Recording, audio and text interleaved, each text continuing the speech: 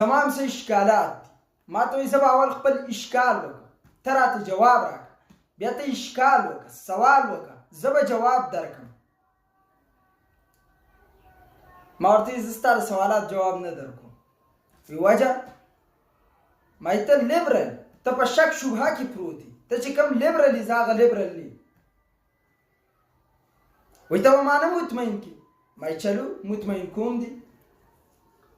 دلته ورته مې وویل ما اوبه راواله، کوزه غسل خانې ته لاړ شه، هلته اودس وکړه او غسل وکړه.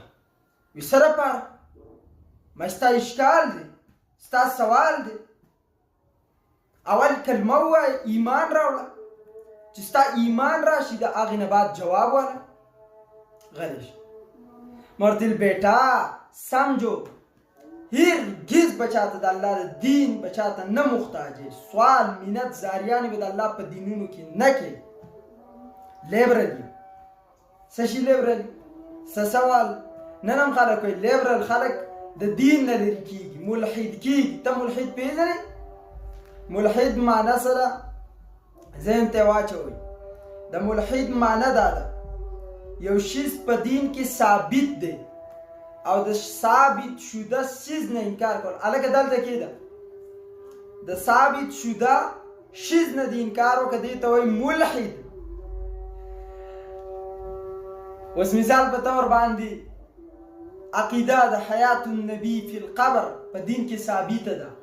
رسول الله تمام انبیا دې لپاره بیا زمونږ پوره مکمل بیان ګورئ. چې بیان پوره وګورئ ستاسو به اشکال نه وي. چې بیان کم ګورئ بیا به اشکال کې غورځېږي.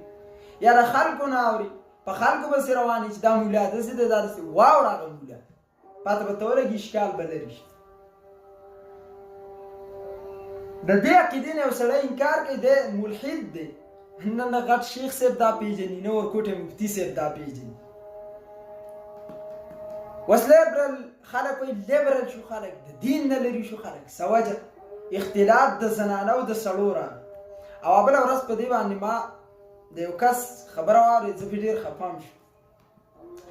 د عقیدې محنت هم پرېږده، د صحابي دفاع هم پرېږده، د امام دفاع هم پرېږده، د ختم نبوت دفاع هم پرېږده. وجه؟ ختم نبوت دفاع کې قادیانی مخالف دی، خلکو کې انتشار خورېږي. د صحابي دفاع کې روافض شیعه مخالف دی، خلکو کې انتشار خورېږي.